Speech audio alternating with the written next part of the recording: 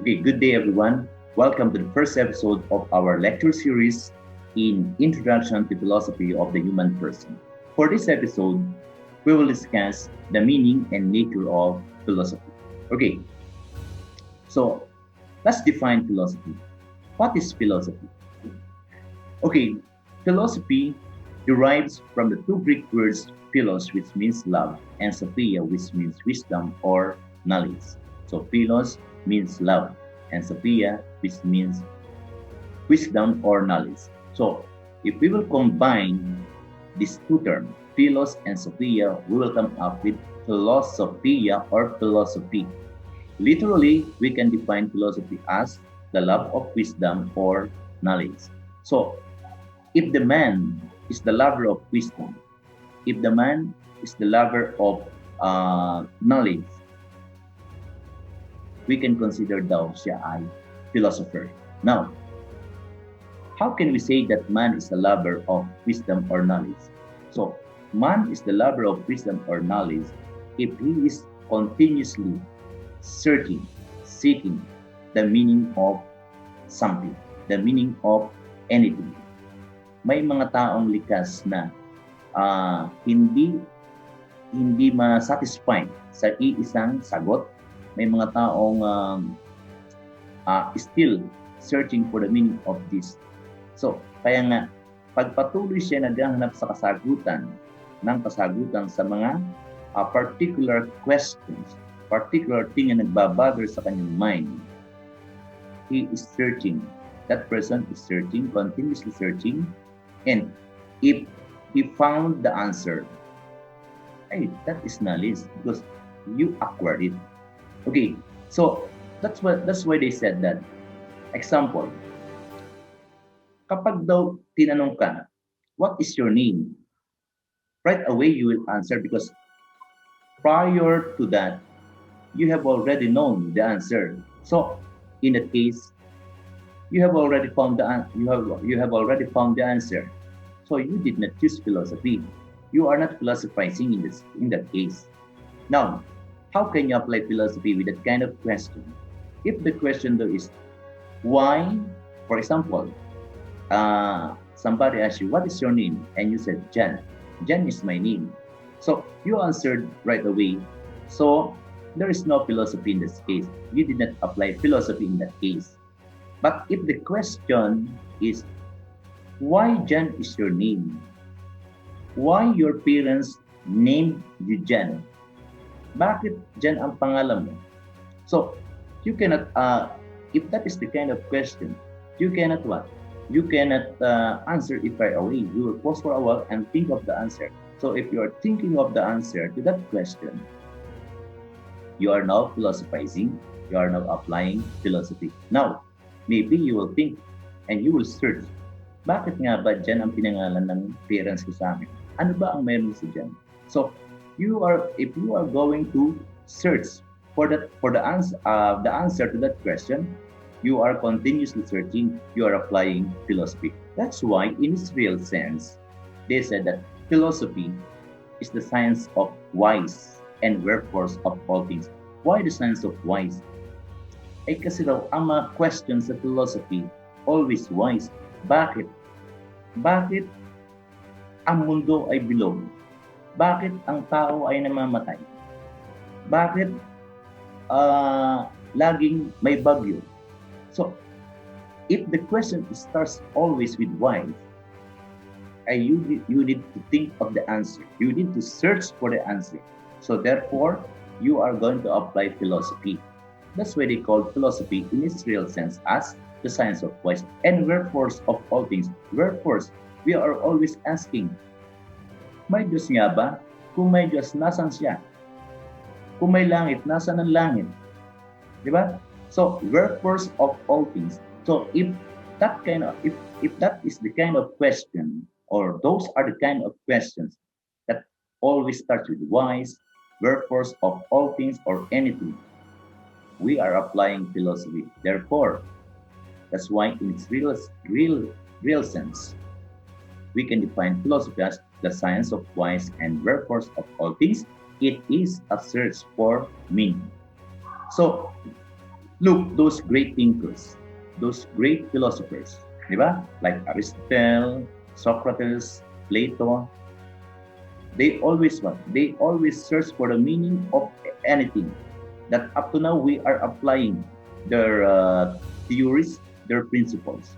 So, and it continuously being used by some of the contemporary philosophers. So, continuously searching for the meaning.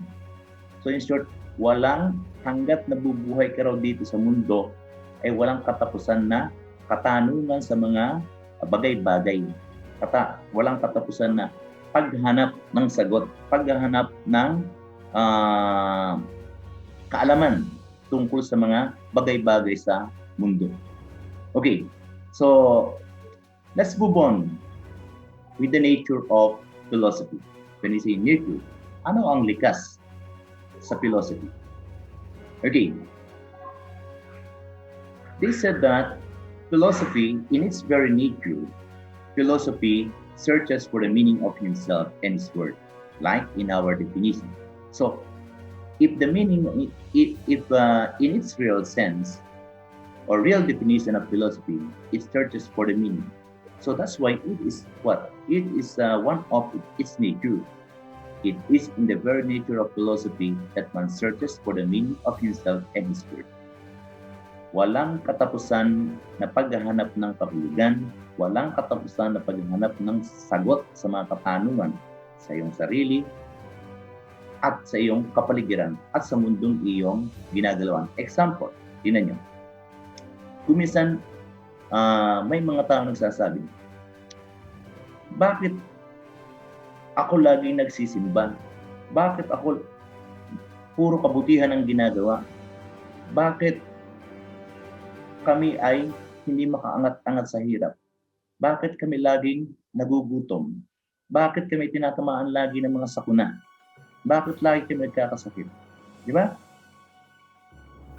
Bakit ang daming mga nagtatrabaho sa gobyerno na nasasangkot sa mga corruption cases? Bakit sila hindi tinatamaan ng mga sakuna? Bakit puro kami? So look, bakit ang bansang ito mayaman? Bakit ang lugar na yan na mayaman? Bakit ang lugar namin hindi umuunlad? So always, from the word bakit? Because philosophy is the science of whys. Agham ng puro bakit. Diba? Okay, so that is one. So as long as daw na ang tao, man is still alive, hindi matatapos ang katanungan sa kanya hanggang kamatayan nga niyan. Bakit? Ang tao ay namamatay. Diba? Ano ang kanyang kinamatay? Bakit siya namatay? So look, hanggang kamatayan there is a question. Because man has no satisfaction in life. Once you found out the answer, once you search the answer for this question, there comes another question and you will find the answer again for this question. So, all of us are philosophers in our own way. We are philosophers in our own way. Kasi all of us are what? All of us are entitled to our own opinion. All of us are entitled to search for the meaning of something. Kaya nga sabi lang, ang taong mahilig maghanap ng sagot sa mga katanungan, or ang taong mahilig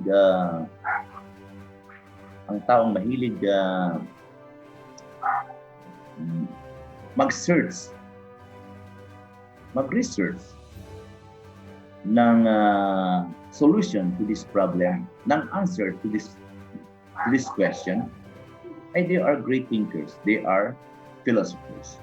Okay. Another nature of philosophy is it can be truly said that philosophy was born the very first time man started to wonder at what he saw around him. That's correct. Sabi nga sa inyo, if you are not wondering, if you are not asking, or if you are not asking something about this thing, you are not applying philosophy. Ngayon, lahat naman tayo, uh, we are curious to something. Lalo na pag may mga bagay-bagay na gusto kong malaman. Di ba? So, nagtataka ka. So, humahanap ka ng sagot. Ikaw ay magse-search. Ikaw ay magse-search ng ano? Ikaw ay magse-search ng sagot sa katanungan nito. So, in order for you to acquire knowledge, because once you found out the answer, it is knowledge. You have already learned. You have already acquired knowledge. So, if you started to wonder in everything or in anything that you saw around you, that philosophy started, or you started applying philosophy. Kaya nga daw, yung bata, ang daming katanungan, bata pa lang yan. Kaya lang hindi natin maipaliwanan, maipaintindi sa bata ang mga sagot kasi mababaw pa silang mag-isip, hindi kagaya natin. So, ito naman mga bata, bakit ang layo ng araw sa mundo? Di ba? Bakit ang tao ay humihinga? Etc. etc. So, look, kung ang bata sa kanyang murang edad ay nagtapaka na, nakakapagtanong na ng mga ganyang katanungan, ang bata, with that kind of question, is applying philosophy. But the problem is, yung mababaw pa silang mag-isip, hindi pa nila kayang humanap ng mga kasagutan. Unlike us, especially that we are studying, so you are studying your philosophy, search for the meaning of everything. Ngayon, like you are studying, you students are studying. Why you are studying? In order for you to acquire knowledge, in order for you to gain knowledge. Diba? If you stop studying, then you will not acquire more knowledge. Kaya nga, ang dami yung subjects, di ba? Sa bawat subject nyo, lagi kayo may tanong dyan. Kung hindi maintindihan, anything that bothers on your mind, if it's already answered by your teacher or by any person, di ba? You will not satisfy. Ngayon, sabihin mo, ganun pala. Alam ko na. So you acquire knowledge. Look, then comes another question. So, as long as we live in this world, we cannot escape from this science of whys and wherefores, and that is philosophy. Let's move on. Now, let's discuss the attributes, the qualities, or the features, or some features, salient features of philosophy. Okay, we have 4 attributes. They said that philosophy is a science. Why? Why they said that philosophy is a science? Okay, they said that philosophy is a science because philosophy also uses the way or the method that the science also uses. For example, science uses some certain steps, certain procedure in order to arrive to conclusion, di ba? In science, when you are going to conduct an experiment, there is a certain procedure because science is a systematized body of knowledge. So the same with philosophy. Philosophy uses or follows certain procedure or method. Yeah, we have method of philosophizing, method of searching for something. So we'll start to what? We will start to identify the problem, then we will search for the solution in order for it to arrive with a conclusion or generalization. So in science, we are doing that. The same in philosophy. We are applying those. Ganito, walang sagot kung walang tanong. Di ba? So, wala kang hahanapin kung wala namang kailangan hanapin. For example, tinanong mo, anong ginagawa mo? O ganyan, nakita mo. Normally, this is the position, di ba? Ang tao nag-iisip, gumaganyan. Ngayon, tinanong mo, anong ginagawa mo? Nag-iisip. Sabi niya, anong inisip mo? Sabi niya, wala. Eh di hindi ka nag-iisip, wala pala. So, wala kang dapat isipin, problemahin kung wala namang problema. Wala kang dapat sagutin kung walang tanong. So that's why the very first is identify the problem. Identify the thing that you need to search. So in identifying, that is the first step in a scientific method. So the same in philosophical method. Until you search, if there is a problem, you will now find the solution. If there is a question, you will now find the answers to this question. Then, until you found out the solution, until you found out the answer or the conclusion.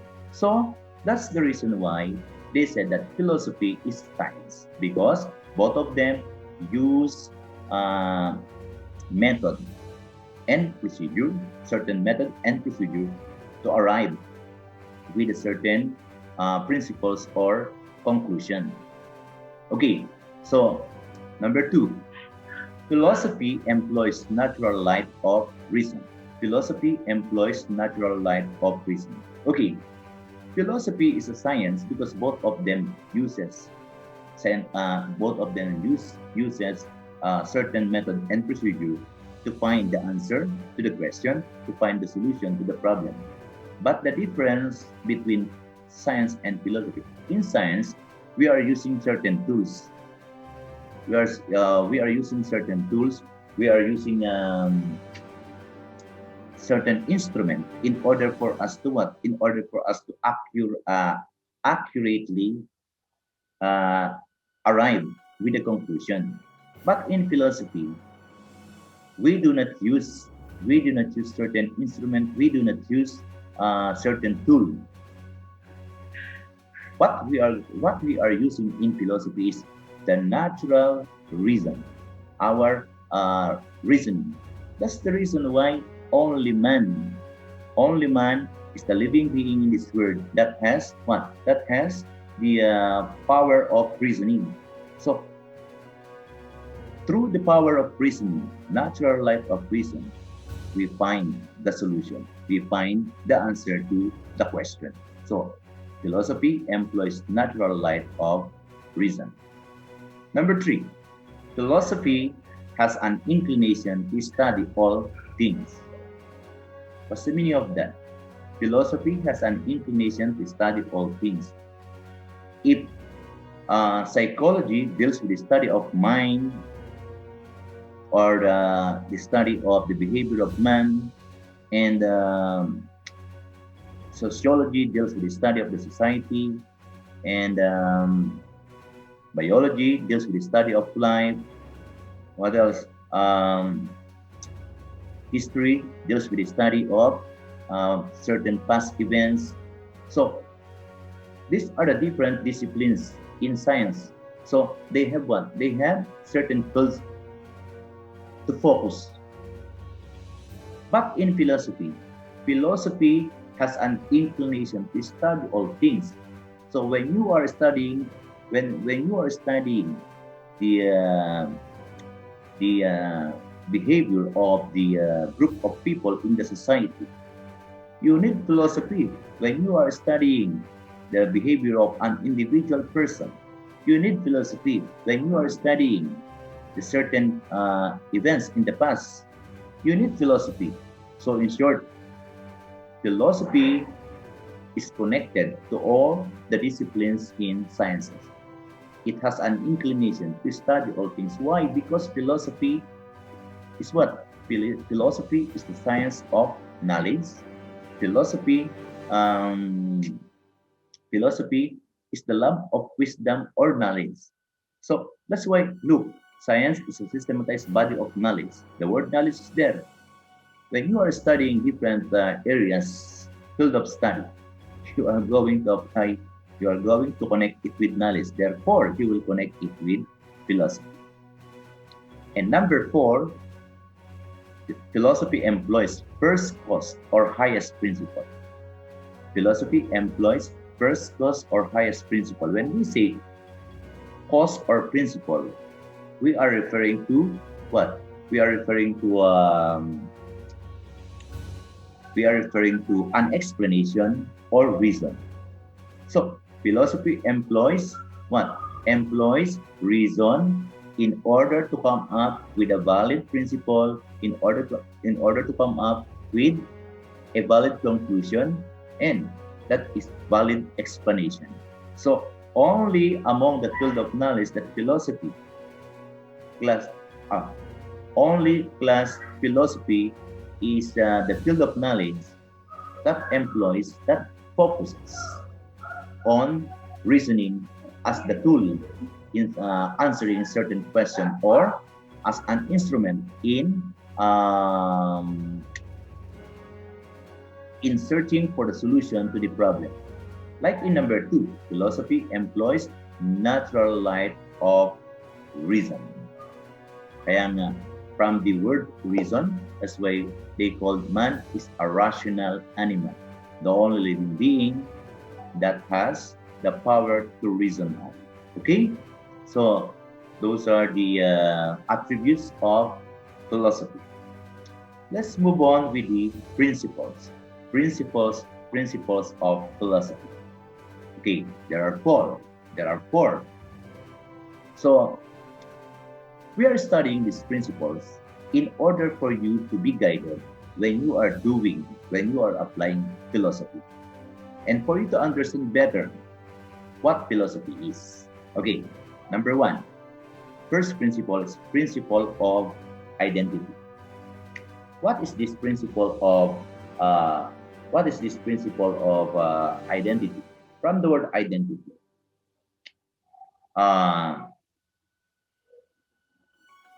it refers to the statement that everything is what is. Everything is what is. What is not, and what is. It is. What does it mean? For example, a table is a table and no longer be called as a chair. Diba? When it appears like not a table, that is the identity. So the identity of the table is, when you see this, this is a table. When somebody describe you this, that is a table, because that is its identity.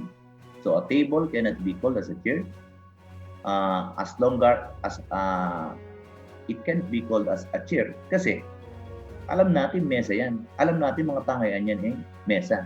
So principle of identity. Ganyan daw ang sa philosophy. So pag yanindigan natin table yan because based on your description, that is table. We will not identify it as another thing because that is its identity. So, but if the identity that you have given are for chairs, that is the identity of chair. We will identify it as a chair. So that is principle of identity. So sabi nga, seed is a seed and will no longer be a seed when it appears like not a seed. Diba? Hanggat hindi siya nag-a-appear na parang buto, hindi ko tatawagin buto. Hanggat hindi yan nag-a-appear na nagko-conform with the description of table, I will not call it a table. That's because that is the identity of the table. Did you follow? Okay. Next is the principle of non-contradiction. Principle of non-contradiction is the impossibility for a particular thing to be and not to be at the same time. The impossibility of a particular thing to be or not to be at the same time. And that's correct. It has something to do with number 1. It is impossible for you to call yung table and chair. Sabi nyo, ang upuan naman pwede nating gamitin kainan At ang mesa pwede nating pwede natin gamitin upuan. Kasi may nakikita kayong mga tao na umuupo sa mesa. May nakikita kayong kumakain sa chair. So, sabi niyo, pwede kong tawagin yung chair as mesa at pwede kong tawagin yung chair ay yung table as chair. Kasi may nakikita kang nauupo sa table at may nakikita kang kumakain sa mesa. Okay, that is the principle of non-contradiction. That is impossible. Kahit may nakikita kang umuupo dyan, hindi mo pwedeng tawagin siyang chair because the description of the table is different from the chair. So, principle of non-contradiction. Hindi natin pwedeng pagtalunan na pwede kong tawagin mesa ang chair at pwede kong tawagin chair ang mesa. Kasi kung minsan nagagamit natin ang mesa as a chair, bilang upuan at ang chair bilang kainan. They are two different things. So, the impossibility, sabi nga, the impossibility for a particular thing to be and not to be at the same time, at the same respect. Okay, number 3, principle. Principle of excluded middle or no middle ground. That's correct. So, principle of excluded middle or no middle ground. Philosophy has no gray area.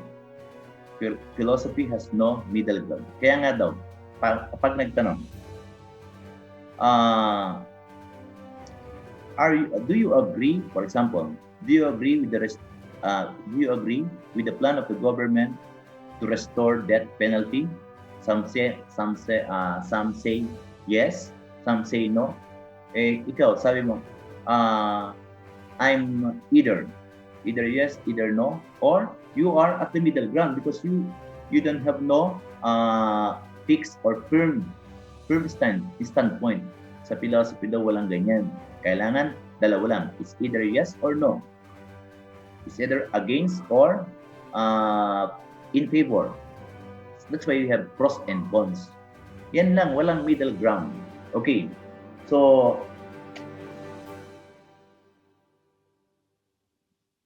yes, parang ganito, di ba? Kaya nga daw sa mga exam na true or false. Ngayon, kung minsan nilalagyan nila ng true, somehow true, false, somehow false. Di ba? So, kung true, wala nang somehow, false. Paano sasabihin? Sir, kasi undecided. Hindi ako makapag-decide. Parang gusto ko sa true, parang mayroon din ang false. In that case, you're not applying philosophy. In philosophy, there is no middle ground. You must have a firm standpoint with the issue. Sabi nga, yung mga iba pag tinatanong ka, di ba? Kaya nga sa voting di ba pag nagvo-vote yung mga lawmakers natin, congressmen and senators, when they are asked to vote for an issue, bumoboto sila in favor or against with the issue. Ngayon, kung ayaw mong bumoto, nag-a-abstain sila. So because they are undecided. So in that case, maaaring bakit sila nag-abstain or bakit hindi sila bumoto? It's because they did not participate. It is because they do not know the issue. Wala sing alam sa issue, bakit ka magbo-vote, di ba? So in that case, yung mga nag-participate sa issue, may alam sa issue, may firm standpoint, may firm na side kung saan sila, kung yes or no. Yun sinasabi natin. So in philosophy daw, if somebody asks you about your standpoint with the issue, wag kang sasagot na ako ay either pwedeng I believe with creation or I believe with evolution. If that is the case, nasa middle ground. In philosophy, there is no middle ground. Okay, number 4. Principle of sufficient reason or nothing exists without any reason at all. Yes. Philosophy has this principle of sufficient reason or nothing exists without any reason at all. Sabi nga, di ba? Sabi nga,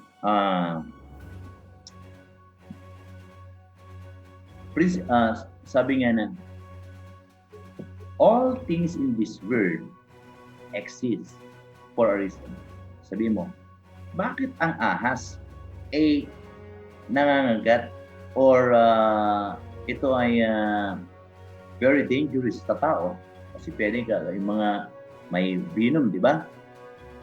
Yung sawa naman, pwede kang lingkisin at ikaw ay kainin. Di ba? O bakit ang lamok ay nilikha pero nangangagat? Bakit ang langaw? Wala namang gamit. Di ba? Ang daming bakit. Tandaan mo raw, with the existence of all these things, na bakit ang lamok ay nilikha pero nangangagat, ang langaw ay madumi, di ba? Kaya ayaw na ang ipis, di ba? Bakit? Laging may bakit. Because that is the what? Because of philosophy. In order, sabi nga, nilikha yung mga yan, in order for us to use our reason para mag-isip at hanapan ng solution, hanapan ng sagot. Search for the meaning, search for the answer of all these questions that starts with why and wherefore of all these things. So, principle of sufficient reason. Or, nothing exists without any reason at all. Walang nangyayari sa mundo, walang bagay sa mundo na nilikha na walang dahilan. Lahat ay may dahilan. Yung sa kanta, di ba? Tuldok ay may salaysay. Kahit nga tuldok daw Tuldok, may reason. Bakit may tuldok? Kaya nilalagay na, yung tuldok, nilikha, ginagamit natin as a sign in order for us to stop for a while, di ba? Yung kama, ginagamit natin. So, everything has a reason. Okay? So, it's time. Let's move on with the last part of our topic. And it's all about the branches of philosophy. Okay. So, we will discuss the branches of philosophy that we can use or that you can use in applying or doing philosophy or when you are philosophizing, because there are so many branches of philosophy. So we will discuss the first four branches and some other branches that are very useful when you are applying philosophy. Okay, let's have the first one, epistemology. Epistemology, they call it as the oldest branch of philosophy. Epistemology is the philosophical study of the nature, origin, and limits of human knowledge. It is sometimes referred to as the theory of knowledge. So look, epistemology. Epistemology, it deals down with the study of the nature, origin, and limits of human knowledge. That's why epistemology is the study of knowledge. So the oldest branch of oldest branch of philosophy. Look, epistemology, philosophy is the love of wisdom or knowledge. So with the study of the nature, origin, and the limitation of the human knowledge, that is epistemology. So when you are searching for the meaning of this and you are applying epistemology, you need to study its nature, its origin, and the limitation. Why? Bakit ang kaalaman ng tao ay merong limitation? Kasi kung ang kaalaman ng tao, ang knowledge ng tao ay absolute, hindi limited, hindi na siya tao, Diyos na siya, di ba? Absolute knowledge is for God and limited knowledge is for human. Tingnan mo, bakit walang tao na makaimbento, mga scientist makaimbento ng buwan, araw, makagawa ng Mount Everest, di ba? Kasi yan, likha yan ng Diyos. So, absolute knowledge sa Kanya. Ang sa tao is limited lang. Okay, so next is metaphysics. What is metaphysics? Metaphysics is the philosophical study of the fundamental nature of reality, including the relationship between mind and matter, and between potentiality and actuality. So, parang Come to metaphysics.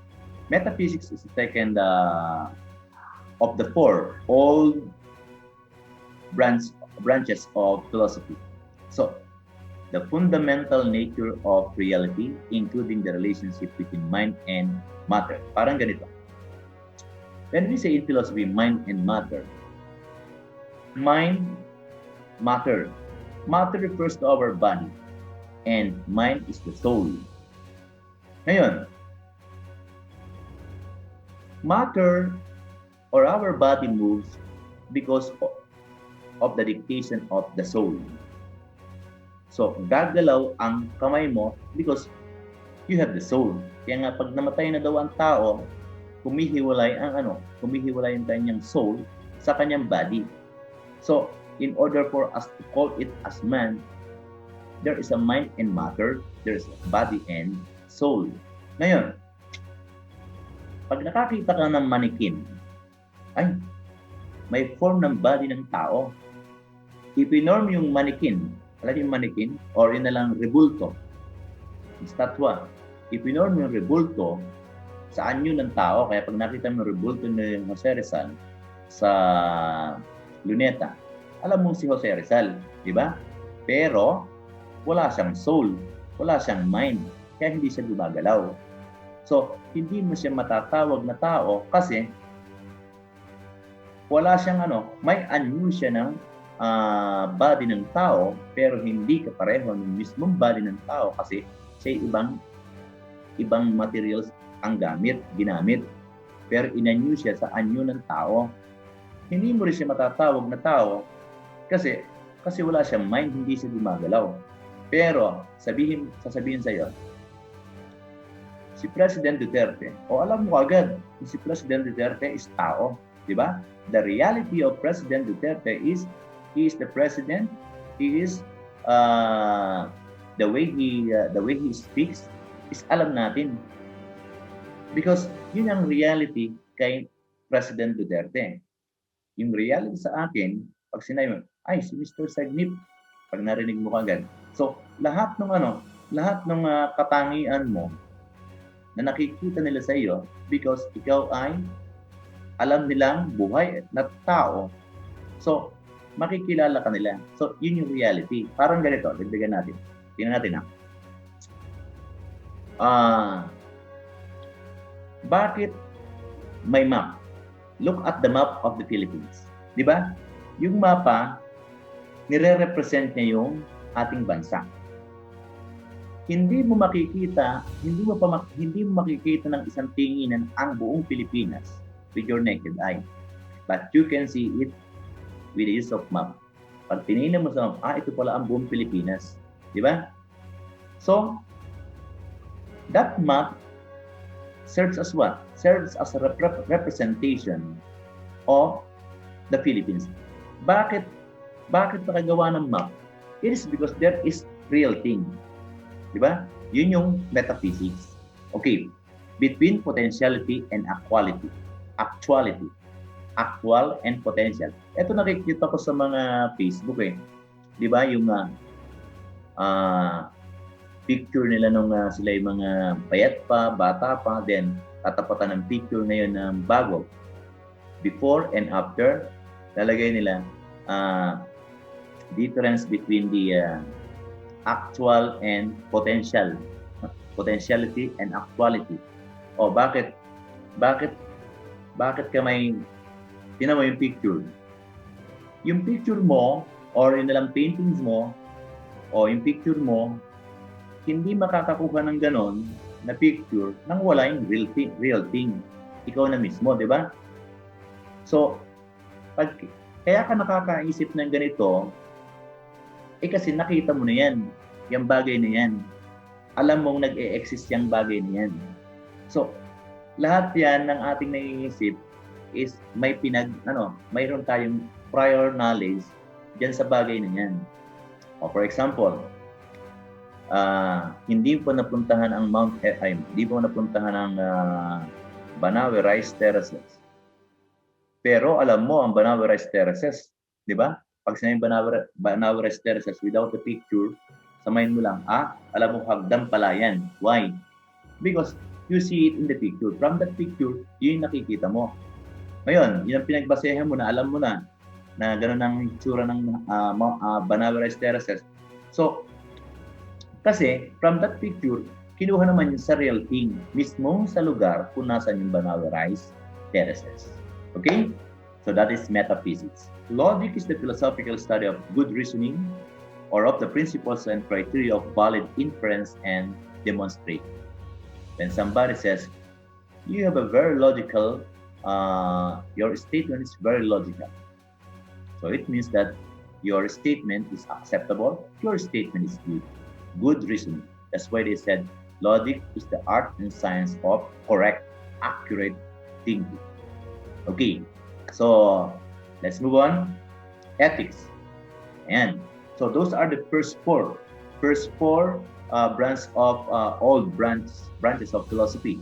We have balikan natin, epistemology, the study of knowledge; metaphysics, the study of the nature of reality of man; then logic is the art and science of good reasoning or valid inference or proposition or demonstration.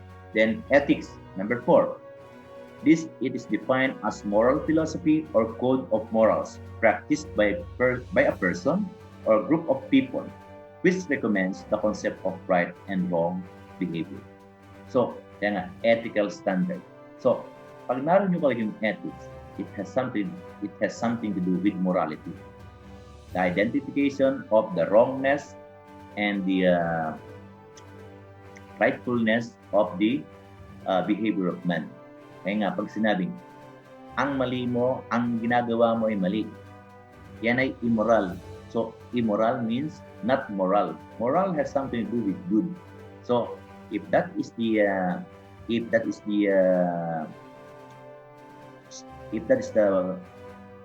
topic of your study, you are dealing with ethics. So, ethics has something to do with moral philosophy or code of morals. Kaya nga, pag nakita may mga corruption, that is against the code of ethics of government of officials. Okay, let's move on. Cosmology. Cosmology is the philosophical study of the account or theory of the origin and development of the universe. Ayan. Ano, maraming mga philosophers and scientists that they are continuously searching. Saan nagmula ang mundo? Saan nagmula ang mundo? Lalo na yung mga those who do not believe in God, with creation. So, look at the theory of evolution, Big Bang Theory. Diba? So, yan yung cosmology. They study the different, continuous studying on how the world is created. So, development of the universe. Next is axiology. Axiology is the philosophical study of the nature of value and valuation and of the kinds of things that are valuable. Axiology, the study of value. What is the study of value? Parang ganito. Sometimes, ang tao, gumagawa siya ng may ginagawa siyang masama pero ang motibo niya ay mabuti. For example, katulad ni Asong Salonga, di ba? Sabi nila, si Asong Salonga gumagawa ng masama pero yun naman ay yun ang kanyang kapamaraanan para makatulong sa mahirap. So yung motive niya is maganda. Ngayon, ang tanong, how are you going to value the worthiness of the act of Asong Salonga? Worth it ba yung ginagawa niya na tumutulong pero yung kanyang itinutulong ay nanggagaling sa masama? Yan yung axiology. The study of the value and valuation and the kinds of things that are valuable. Okay? So, next is aesthetics. When I say aesthetics class, ito yung how are you going to appreciate the act of somebody the product of this particular thing.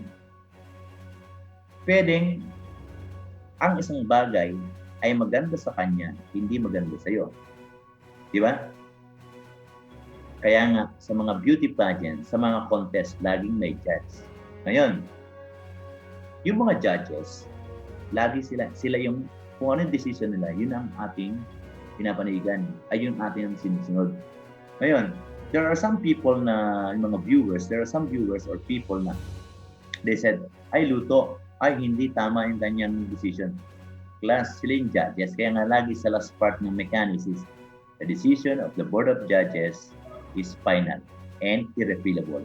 Kasi, kung hindi yan final, ay lahat na lang tayo mag-judge. Di ba? Kasi wala mangyayari. So that is the beauty of living in this world. That is the beauty of living in this world because, tingnan mo, try to think of it. Kung tayo ay pare-parehong nilalang, na pare-parehong height, pare-parehong kulay, pare-pareho lahat, parehong tatalino, wala na, pare-pareho lahat. Walang matangkad, walang pandak, walang pangit, walang maganda, walang maitim, walang maputi. Lahat pare-pareho. Ma-appreciate mo ba yung kapwa mo? No. Di ba? Kasi, pare-pareho tayo eh. Eh ngayon, kaya mo nasasabi siya, ang talino niya.